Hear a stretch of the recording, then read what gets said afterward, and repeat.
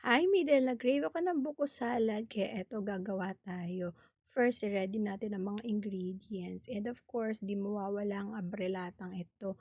Bagong-bago lang ito mga miss, stainless pa, kaya no need to worry na yung kalawang ay mapunta sa bituka dahil hindi ito kakalawangin.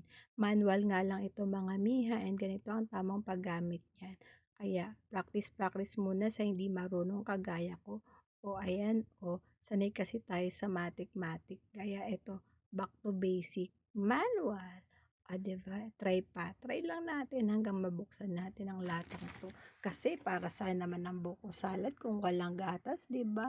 Yan ang isa sa bida ng ating mga ingredients. Ayan. Try harder. May progress din. O diba? Unti-unti lang mga me. Patience is the key talaga dito. O nakakalahati na tayo. Konting kembot na lang at mabubuksan natin ang lata ng gatas. O, diba? Kasi, ayan, nag-crave. And ayan na yung buko at syempre ang ating favorite na gatas. Buhos mo lang dyan. Ayan. Eh naalala ko wala naman pala akong fruit cocktail. Pero sige lang kung ano na lang ang meron. Eh nakita ko yung pineapple chunks. Ayan siya. Ayan, kaya nilagay ko na din dyan.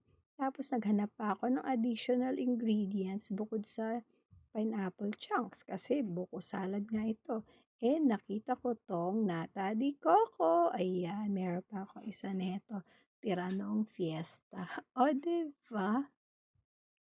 Kaya eto, idagdag na rin natin yan pang laman tiyan. Tapos, imekos-mekos nyo na yan. Palamigin and enjoy. Yun lang.